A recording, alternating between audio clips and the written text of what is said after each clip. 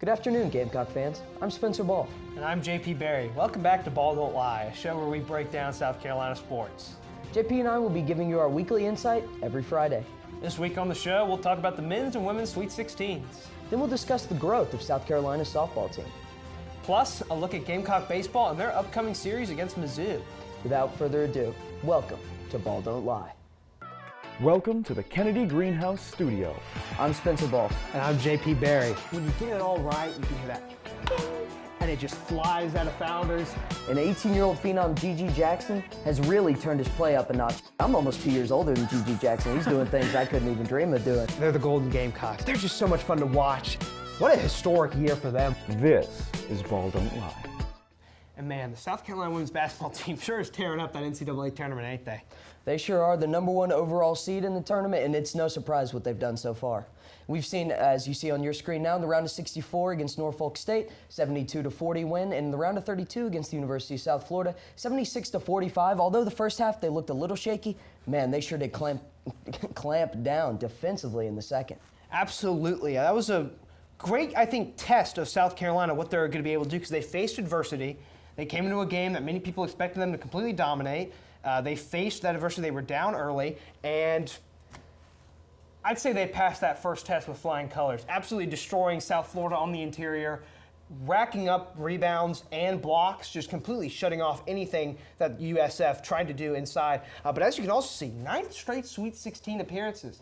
This is becoming the routine, the standard for Gamecock women's basketball. Just a ton of fun to watch. And I mean, South Florida, very good team. I believe they were like 24-7, and they were a 9 seed. A lot of talent on display this year in women's college basketball, but an absolutely outstanding tournament overall. But it's just been, watching this bracket, the one South Carolina's in, it's been really impressive. It has been really impressive. As you mentioned, the 9 straight Sweet 16s. As cliche as it is, people call it a dynasty. I mean, it's hard to argue with the stats. They've been there. They've, of course, won 2 titles under her belt. And this team, they have the makings to do it again, especially with how good Zia Cook is playing in the tournament. Not only does South Carolina dominate on the interior, but they've got the guard play that we saw last year with Zia Cook as well as Destiny Henderson.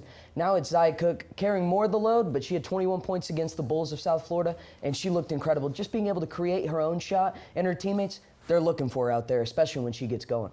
Yeah, well, you know what they say, Spencer. Big-time players make big-time plays in big-time games. They sure and do. Zia Cook and her teammates on this Gamecock women's basketball team are big-time players, and we're going to see it on display this Saturday, 2 p.m. on ESPN against the UCLA Bruins of the Pac-12. These teams have met before in November, a really well-played game. I remember going into this year, I was looking forward to that game on the schedule. I thought, hey, UCLA's got a solid squad this year. We'll see, this is a very big benchmark test for them. They came to CLA, played the Gamecocks tough, left with a 9-point loss. They're a much better team now, but so is South Carolina. These are 2 teams that have played great ball the entire year, and we're going to see it on display at Bon Secours Wellness Arena in Greenville. Yeah, coming to Colonial Life Arena, it's probably it's the best arena for women's college basketball. The highest attendance many years running now with the Gamecock women's basketball team. And although UCLA played close, you got to think that was around Thanksgiving break, so not a ton of students still in the Columbia area to show up at the game. That home crowd is something the Gamecocks, they get fired up if they're playing behind a big crowd. And I think Greenville, you got to think the FAMs are going to be traveling for this one. Oh, absolutely. And on your point about attendance with the Gamecock women's team, they averaged nearly 14,000 a game for home games. That was higher than any program in women's college basketball in Division I, higher than all but 13 Division I men's basketball programs in the country this year. Just outstanding support, and it's one of the great things about this university. Certainly, and as you mentioned, we kind of previewed a little bit, they will have to get through a stout UCLA team before they, get deeper in the tournament. And here's a look at their team. They're 27-9 on the season, the number 4 seed in the tournament. In the round of 64, they convincingly defeated the 13th seeded Sacramento State, 67-45. And in the round of 32 against a very solid Oklahoma team, they defeated them 82-73. And they've been led by number 20, their senior guard, Charisma Osborne, averaging almost 16 points and 6 rebounds on the year and 1.5 steals. But she had a career game in the round of 32 with 36 points and 8 rebounds, over 50% shooting from the field. and she's their go-to scorer. Absolutely. Just another big-time player. We're seeing it all across this tournament in women's college basketball this year. But Osborne, just another case of that. She's electric. One of my favorite players to watch in the country this year. And I like your point about Oklahoma being a very solid team. They had a great year, but much like last year, they bow out in the round of 32 at home. They went on the road to West LA to face the Bruins this time. But great season for them. Really on the upswing, I think, in terms of programs in the Pac-12 women's college basketball. But on top of Charisma Osborne, Kiki Rice, number 1, 11.9 points per game. Real defensive stalwart as well, averaging a steal and a half per game, and chips in a couple rebounds as well. Yeah, and she's only a freshman, so she's got a lot of promising basketball in her career ahead of her. But something I want to mention, in their first matchup against the Gamecocks, Charisma Osborne, had 24 points and 6 rebounds, and Kiki Rice had 16 points and 5 rebounds. So it's those two impact players who've been getting it done all year for the Bruins. They played really well against South Carolina the first go-around, but you got to think that that's going to be a target for the Gamecocks. They're going to, I think, look to put Bree Beal on Charisma Osborne, arguably one of the best defenders in all the country, if not the best. I mean, she's incredible as a wing defender. So I think Charisma Osborne, she's going to have her hands full. Absolutely, and I think the big key for UCLA coming into this game, watching the tape from when they first played the Gamecocks back in November, South Carolina had 15 blocks in that game. Cardoso and Boston destroyed them down low in the interior. How are they going to be able to respond and kind of contain our inside post game? And on offense, how are they going to kind of run their system and avoid getting blocked every time they try and put something up near the rim? And that's not just a UCLA problem. I feel like that's a nationwide problem. You see the Gamecocks are on your schedule. You got to protect the paint, and you've got to try and score in the paint, and it's no easy task. Absolutely. But speaking of teams outside the country, let's take a look at some of the Sweet 16 matchups outside of your Gamecocks. In the journey to Dallas, we've got number 4 seeded Villanova versus number 9 seeded Miami at 2:30. And Villanova with Maddie Siegrist, she's just incredible. I think I saw she got over 1,000 points just the other day on the season. But Miami upsetting the 1 seeded Hoosiers. They're coming into the game with a lot of momentum. Yeah, I thought Miami was a team that was very underseeded coming into this tournament. And they really showed it. They went into Assembly Hall and outplayed I almost said Boilermakers, outplayed the Hoosiers. That's not going to get us good reviews from the people of the basketball state. But the Hoosiers had a great season, but their legendary run comes to an end in the round of 32 in their own barn to the Hurricanes. Just really one of the many upsets this year. You know, I feel like people bring up a lack of parity in women's college basketball, but this year, and the years past, especially recently, have done a lot to dispel that kind of notion. But Villanova, and it's not just her scoring. Siegrist is outstanding defensively, one of the best steals per game people in the sport. And Villanova, they're surrounded with athletes, and I think they're going to be able to get it done. But this should be an absolutely fun game. I can't wait to watch it. Yeah, and we also have seen second-seeded Utah take on LSU. LSU, a team highly ranked throughout the entire season, of course, led by Angel Reese. And, you know, Kim Mulkey, I think she had this team really in good shape, but coming to Colonial Life, that team kind of suffered a big hit as they lost by 20 in front of the sold-out crowd. However, they're looking to be back in form. Angel Reese has started the tournament spectacular. Yeah, I mean, this is a battle of some of the best teams in all of women's college basketball. I was kind of shocked that LSU got a 3 seed. That loss to South Carolina was rather jarring, and their non-conference schedule was a little poor. But I think, as we can see with some of the other games that have happened, I mean, Ole Miss taking down Stanford, Georgia giving Iowa all they can handle. I think people were a little overzealous in their proclamation that the SEC wasn't as good as years past. LSU bumped down to a 3 seed, and they're playing to make sure the committee knows that they made a mistake. I think this game's going to be a ton of fun. It's going to be a question of whether the Utes can handle Reese on the interior. And I just don't know if they're going to be able to keep up. But this game should be a blast to watch today. Absolutely, and I think there's very few teams that can keep up with her on the interior. And as you mentioned, the parity in women's basketball, definitely the tide's turning as we saw Ole Miss take down Stanford in California, led by Coach Yo. She's just incredible. I saw her post-game interview. About to bring a tear to my eye. It was beautiful, but that team, they played such good defense. She said it was the heart and soul of their team. And I think Louisville, they could be in a little bit of trouble. As this Ole Miss team, not only did they give South Carolina one of their biggest challenges of the year, but as we saw, they just took down Stanford, and defensively, Haley Van Lith, I mean, she's going to have a lot of production for this Cardinals team. Yeah, I mean, but Louisville especially with women's basketball, built for March. I mean, I believe I saw their head coach is 31-2 all time in the round of 32, which is just insane. Only 2 losses in his entire career before the Sweet 16. One of the stalwart programs of the sport. They had a little bit of a down year, but they're proven when the time gets tough, the lights are brightest, they're going to be able to perform just like the Louisville teams of old. Haley Van Lith and company definitely going to have their hands full with the Ole Miss defense, not just against Stanford and against the Gamecocks, but they also gave LSU one heck of a game in Baton Rouge. But I think that Louisville is just too offensively powered, I think, to fall here. I think Ole Miss has had a great year. I think this has been great for their program. It should be interesting to watch. That's going to be the final game for this Friday action here today at 10 o'clock on ESPN. As well as Maryland and Notre Dame starts all the Saturday action, the first game in the Greenville Regional. The number 2 and the number 3 seed, I think that's going to be a fantastic game. As you mentioned, Notre Dame is a little bit battered. You know, they don't have Olivia Miles. However, they played Maryland really, really close in the previous matchup these two teams had, with Maryland winning at the buzzer. But I think it's going to be a star-studded matchup. Yeah, absolutely. I mean, that ACC Big Ten Challenge game was one for the ages, and both teams have changed a lot since then. Maryland had a little bit of a rough patch, why they're a 2 seed instead of a 1.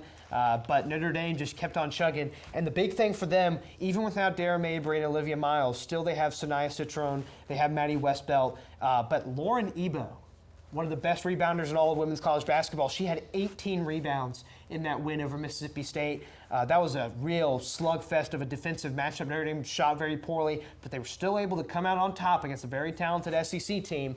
And it's going to be a matter of if Notre Dame can knock it down from 3, they have a great chance of beating this Maryland team. And it's going to be their defense against Maryland's pace and their ability to score the ball. And of course, the winner of that game will play the winner of the South Carolina-UCLA game. And we also get to see second-seeded UConn take on third-seeded Ohio State in the first game of the Seattle Regional on Saturday. I think that one's going to be a great game. We've seen UConn, of course, I mean, probably the best women's basketball team as a whole, you know, can't argue with all those titles they've won throughout the years, but they've gotten AZ Fudd back, of course, Aaliyah Edwards on the inside for them.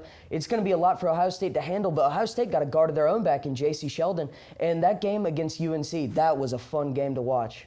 Yeah, the Tar Heels really gave them all that they could handle, just couldn't pull it out at the end. Games like that, winning games like that, is a really good indicator of how you're able to handle when you get to these neutral sites past the round of 32 in this tournament.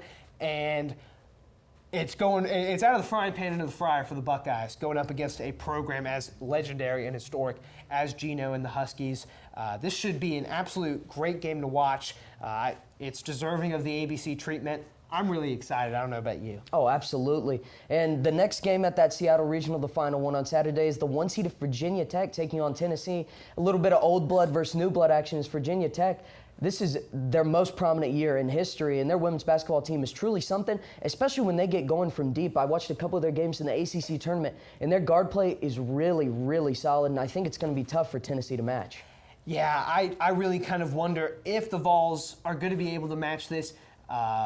They had a good year, obviously a little bit of a down year from their historical standards, but a 4 seed, force to be reckoned with. This game's going to be a lot of fun, deserving of kind of the last Sweet 16 game. And one game that we ran out of kind of space to mention was the Iowa Hawkeyes versus the Colorado Buffs today on ESPN at 6:30. Caitlin Clark and company survived a scare against the Georgia Bulldogs. Going up against a Colorado team I think is very underrated. The Buffs, one of the best teams in the Pac-12. Should be a lot of fun. Definitely, and JP, of course, all this coverage for the women's tournament is amazing. SGTV will, in fact, be in Greenville, so stay tuned for our coverage there. But the action from the men's tournament should not be understated either, and we'll be right back to recap the madness so far.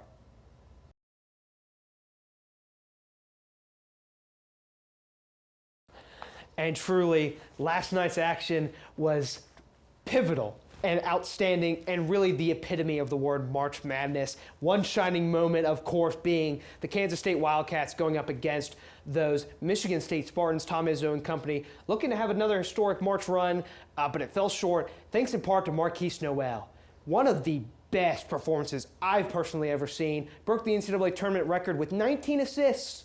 19 assists. That's crazy. Not just me. But 20 points, 5 steals as well. I mean, Spencer, we watched it. just an outstanding historic moment. It was incredible. We stopped all our work from Ball Don't Lie just to tune into the game.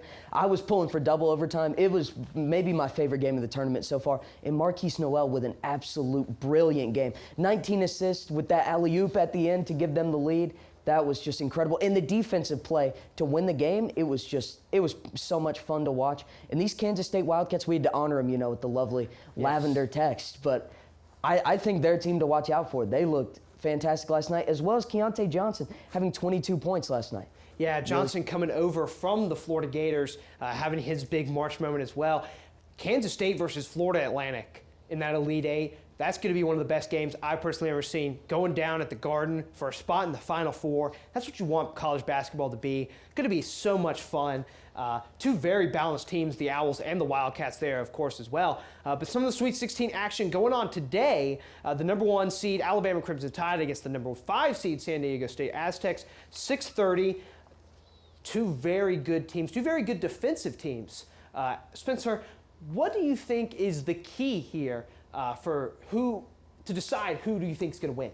Well, San Diego State is a really prominent defensive team, but I think for Alabama, it's all about Brandon Miller. It's how can you stop Brandon Miller, and what's he going to do offensively for that Crimson Tide offense? He's he's their everything, really. He may be the best player remaining in the tournament, maybe the best player going into the tournament. He is just an incredible scorer. He's a great defender. He's 6'9" with great ball handling, and he's just an absolute spectacle to watch. And if he gets this offense going, I think the Crimson Tide, I think they'll have the advantage, of course, being the 1 seed in this matchup. But San Diego State, if they're able to hit some shots and try and lock him down defensively, or at least just make his looks tougher than they usually are, I think they'll keep it close. Yeah, San Diego State kind of settling in on their defensive sets, playing their brand of basketball, limiting possessions for Alabama. They're not going to want to go bucket for bucket, trading, going up and down the court.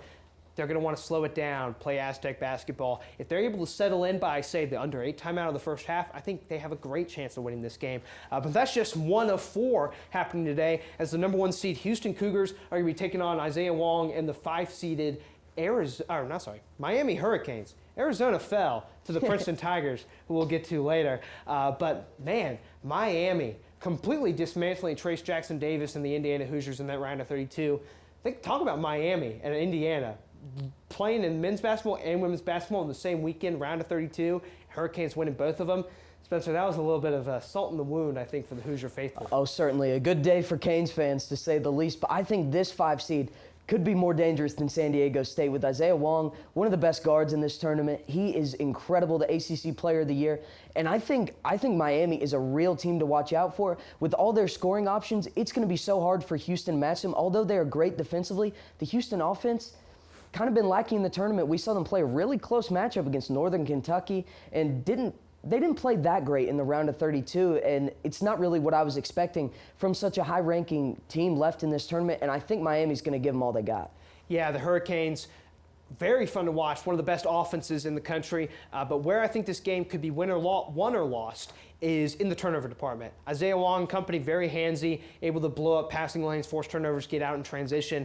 If the Cougars, Marcus Sasser, if he's healthy and they're able to kind of just, I don't want to say play their brand of basketball, but if they're able to set up on offense and avoid turning the ball over a bunch, leading to Isaiah Wong in transition, one of the best transition scorers I've seen in college basketball in quite some time, the Cougars have a great chance of moving on to the Elite Eight. Then we have 6th-seeded Creighton, the Blue Jays of the Big East, taking on the 15th-seed Princeton Tigers. Princeton got here by blitzing Mizzou, dropping a billion threes on the Tigers in the round of 32, while Creighton managed to dispatch Baylor with relative ease.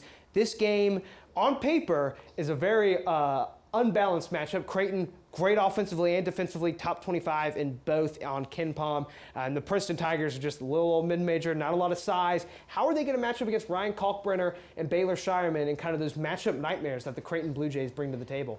I don't think anyone predicted Princeton making it to the Sweet 16, but as we've seen the last couple of years, New Jersey might just be the mecca of basketball. But Creighton's going to have a lot of tough matchups for them, not only on the interior, but their guard play is really good. As we mentioned last week, they came into the season ranked in the top 10 before it even started. I mean, people were high on this team, and there's good reason for it. As Princeton, although nobody saw them beating Arizona, I don't think anybody expected what they do to Mizzou in the second round. That was it was shocking to me. They came out and just played excellent brand of basketball, not only just shooting the lights out, but playing great defense against a Mizzou team that looked really, really good in the first round.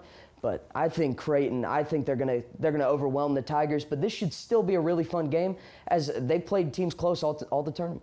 Yeah, Princeton's tallest player is just 6'8". Ryan Kalkbrenner, 7'1", one of the best offensive big men in all of college basketball. He's going to be a matchup that they're going to never forget, I think, in New Jersey and in the Ivy League. And then finally, of the Sweet 16 matchups today on CBS, 9:45 p.m. tip-off, it's the second seed Texas Longhorns against the third seed Xavier Musketeers of the Big East. This might be the best matchup of the entire day. Two teams that are very equally matched, very highly rated in almost every major advanced statistic, normal statistic, anything. Two teams that really get after it. One thing that I think is key, Xavier very experienced, very tall. They crash the offensive glass. Texas struggles giving up offensive rebounds to teams. I think that's an opportunity where Xavier could kind of win this game, maybe put it away. But what do you think, Spencer? I think it's going to be a really good game. We've seen forward Jack Nunge for Xavier have a really impressive tournament with that game-saving block he had the other night. And he's, as you mentioned, crashing the offensive glass. He just seems to be everywhere when you're watching. But the guard play from Texas and their shooting ability, it's going to prove difficult for Xavier to match. And even if they're not doing so well on the offensive boards or protecting that for that matter, I think they could just shoot the lights out. They are incredible. And their guard play with Serge Rice, it's going to be a lot for Xavier to handle. Yeah, you never want to count out Rice or Marcus Carr. Two very skilled players. Texas is such a fun team to watch. So is Xavier. This game, I think, is going to be an absolute banger. Can't wait to watch it. And what about the Big East? Got two teams from the Sweet 16 today. And last night, as we kind of recap the Thursday action of the Sweet 16 here real quick, the UConn Huskies obliterated Arkansas. Wasn't even close, 88-65. Adama Sanogo had a big game. Jordan Hawkins did too. Arkansas held to just 31.7% from the field for the entire game.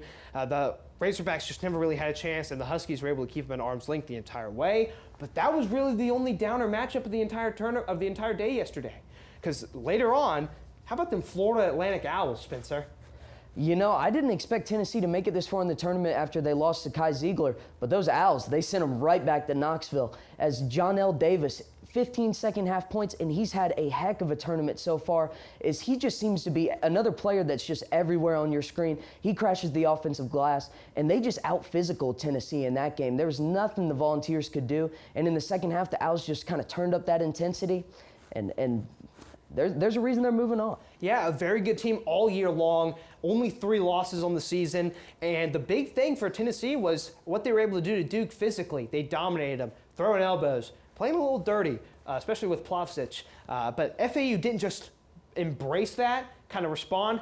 They went above and beyond. They returned the favor, especially down low. And you like to see the little guy kind of fighting back against the big bullies. And FAU was certainly able to do that, and they're moving on to take on Kansas State tomorrow. That's going to be so much fun to watch. And then the late game might have been even better than Kansas State, Michigan State, as the Gonzaga Bulldogs come all the way back, down by, I believe, 18 at some point, somewhere in that range, and won the second half 46-30, upending the UCLA Bruins 79-76. Just what a game, Spencer. Incredible, the nightcap. But Drew Timme, how much can you say about, the 35-year-old? He had 36 points and 13 rebounds on 75% shooting. He's just great.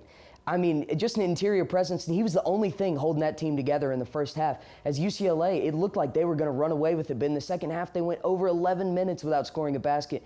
And Gonzaga, they just looked like they figured it out in that second half, and that logo 3 to put them up 2, that was such a great moment. Mark Few's defense, great at adjusting. They saw what UCLA was doing. They really did a good job keeping them off the board in the second half. And that play at the end, Julian Slaughter with his great three-point shot. He had 16 points on the night, but none bigger than his logo 3, was called the Chris Jenkins play, which is always a little funny, a throwback to that awesome national championship game. But what other sports have you been keeping up with, Spencer?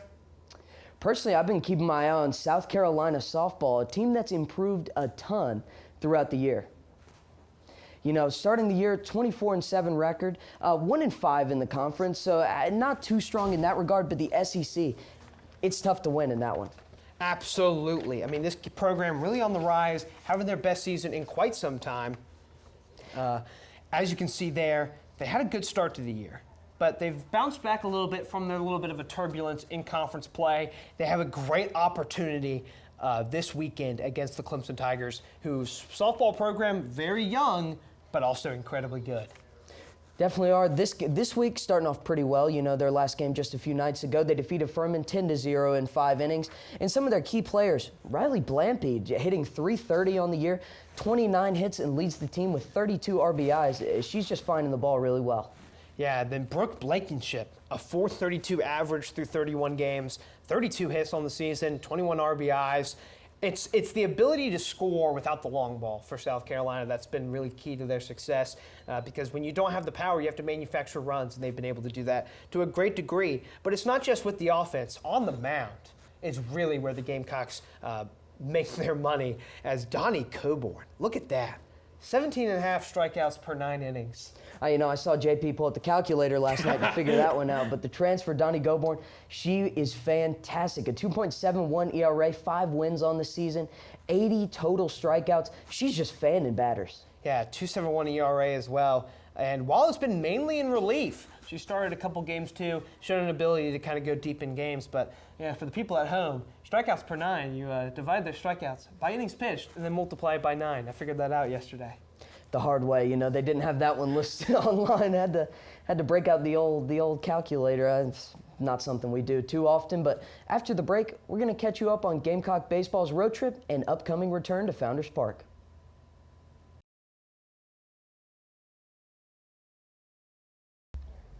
The Gamecocks suffered their first midweek loss of the season this past week to the UNC Charlotte 49ers. A team that on the season isn't all that great at only 9-11, but they started Conference USA play strong, and what a win over the number 11 ranked Gamecocks, as Cam Fisher went 1 for 3 with a home run, a 3-run home run in fact, and he has 11 home runs on the year, which is good for 3rd in the entire NCAA. Yeah, it's just their second loss in the season from the Gamecocks, and really, in college baseball, losing midweek games isn't a big deal unless you make a habit of it. The Gamecocks obviously don't want to make that happen, and they do have some challenging midweek opponents coming up. Next week, the Gamecocks will face the UNC Tar Heels back in Charlotte at Truist Park, but they're also going to be dealing with the Citadel Bulldogs out of the SoCon, one of the best mid-major programs. But the Gamecocks have shown an ability to really rise up when it matters most, and I have nothing but faith at what they'll be able to do. But, going to shout out the 49ers. Look at that. Look at that pitching by Kramer. 5 innings, 8 strikeouts against a high-quality SEC lineup. Cole Messina continued his amazing 12-game hit streak, and Gavin Casas, 15-game on-base streak. That's really impressive. This team, it's not just the long ball. It's not, but that's been a huge key, as Casas is second in the nation in home runs. But yeah, shout out Colin Kramer's first win of the year against an SEC school, throwing 8 Ks in 5 strong innings of play. As Charlotte, they'll be back in action to host Dallas Baptist, the Conference USA team, their second matchup of the year. And for South Carolina, they're going to look to bounce back against the Missouri Tigers this weekend as they resume conference play. Mizzou, what a bounce back year for them as well. They 2 years ago specifically had a not so good year, but this year 17-3, swept Tennessee this past weekend. Wow, what a year by the team led by Steve Beazer. Yeah, Beazer in his 7th year helming the other Columbia SEC team, Mizzou and the Tigers, 175, 129-1 over his tenure in Mizzou. Very good job bouncing back from a longtime head coach departing. He's gotten momentum coming back, and it's been, really a great year for them so far, 17-3. The last time they were ranked was 2019. They're coming into this, one of the best pitching staffs in the country, 3rd in hits per 9, 10th in walks hits per inning pitched, 7th in strikeouts per 9, 17th in team ERA, and not just getting it done on the mound, but they have a great propensity to get on base, and they cash in those runners, 38th in both on-base percentage and home runs this season. And, making that move from the Big 12 to the SEC, they haven't made the NCAA tournament since they made that leap. But this year, in this team, they're looking really good, and I think it's going to be an awesome series in the Battle of Columbia here at Founders Park this weekend. And Coach Kingston spoke about Will Sanders' untapped potential going into this series and beyond. No, I think he's still rounding into it, and I think that's cause for optimism. If you said he was as good as he could be right now, then you'd say, hey, where else is there to go? But with him, I still think the improvement trend is going upward. I think he still has things that he knows he can improve, and so I don't think he's been at his full capacity yet, but I think at some point he will, and when he does, that just will make us a better team and take the pressure off other guys. And let's take a look at some key aspects of this ranked SEC showdown. And, speaking of Will Sanders, he'll get the start on Friday. He's 2-1 on the year. The ERA's a little high at about 4.3, I believe. But Missouri's pitching staff, they're going to give him a run. Yeah, this is going to be a great matchup of high-quality starting pitching. It's going to be on the lineups to be able to kind of chase one of these guys early. Game 1, Will Sanders going up against Chandler Murphy, his 3.04 ERA, 26-9 strikeout-to-walk ratio. And then Game 2, Ian Lowe's on the mound, the lefty, 3.00 ERA, 12 strikeouts on the year. And then Game 3, we keep running into this TVA guy. I don't know if he really wants to step to the mound against Jack Mahoney and against this lineup that mercy ruled Georgia in 2 of the games last weekend to open up SEC play. But it's not just, like I said, it's not just on the mound with Mizzou. They have some high-quality infielders as well, as we see Luke Mann leading the charge there with a almost 1.1 team or OPS, 5 home runs, 15 RBIs on the season. But there's also left fielder Trevor Austin, 1.131 OPS, 3 home runs, 18 RBIs. Really the star to watch in the lineup. Someone South Carolina's going to have to definitely manage their pitching around. But it's not just long balls, big hits. Guys who can get on base like center fielder Ty Wilsmeyer with 11 stolen bases on the year for Mizzou. What about these Tigers and stealing bases, man? I can't get over that. Definitely, really talented team, but for Carolina, it's been Ethan Petrie kind of, I can't say leading the offensive charge. The whole offense has been incredible the whole year, but he has 9 home runs and 31 RBIs and just an incredible average. He's hitting over 400 on the year thus far. And an important thing for this Gamecock team is starting conference play well. It's something they didn't do last year, so that sweep of Georgia definitely gives the team a lot of confidence. But after the midweek loss, you got to think they're out for blood this weekend. Yeah, and that's another thing about those midweek losses. It's like, well, it doesn't really matter that much. But if you lose a midweek game, lose 2 out of 3 to an SEC opponent, the ball could keep rolling. Dominoes could keep running the bad way. Morale gets low. That's what South Carolina got in trouble with last year. They're going to need to avoid that. This team has shown great mental toughness, being able to bounce back from down moments like losing that first matchup against Clemson. They came back, won the rest of the series big, going away. But it's going to be huge for South Carolina. This is going to be a big series. A kind of surprise team in the SEC, both of them. Both picked lower ends in their divisions, Mizzou in the West, South Carolina in the East. Really excited, but it's not just this matchup in college baseball this weekend, is it, Spencer? Sure isn't. There will be plenty of other ranked matchups outside the Palmetto State this weekend.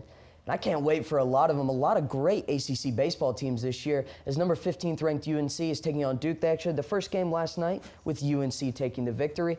And, a team that the Gamecocks are going to see next week, again at Truist Field in Charlotte, where the Charlotte Knights play.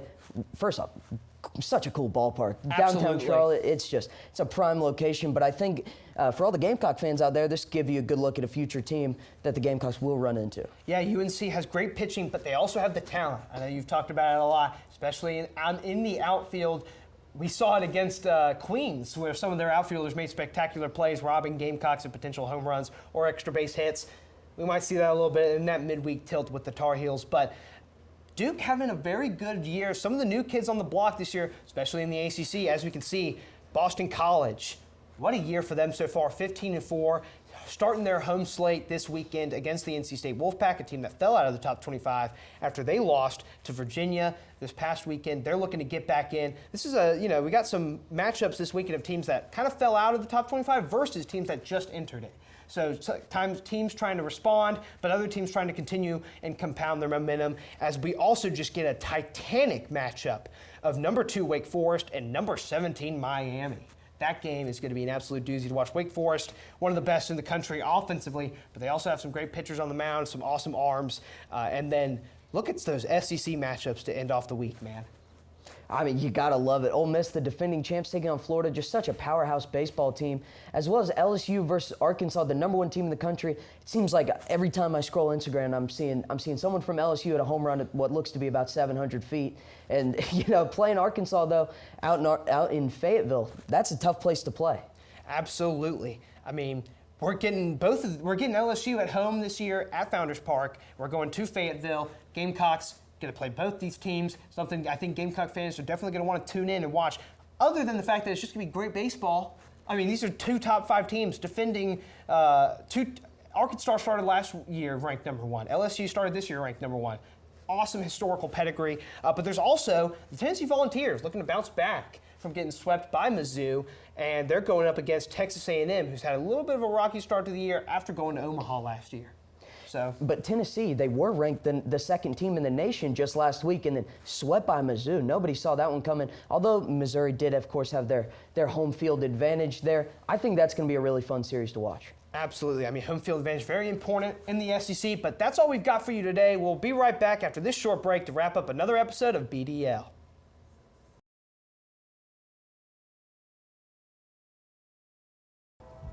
That's going to wrap up this episode of Ball Don't Lie. Be sure to follow us on Instagram, Twitter, and Facebook at SGTV at USC. To keep up with all of our content, be sure to also visit us online at sgtvonline.com. For SGTV News for Sports, I'm JP Barry. And I'm Spencer Ball. From all of us here at SGTV, have a great weekend, Carolina. Forever to thee.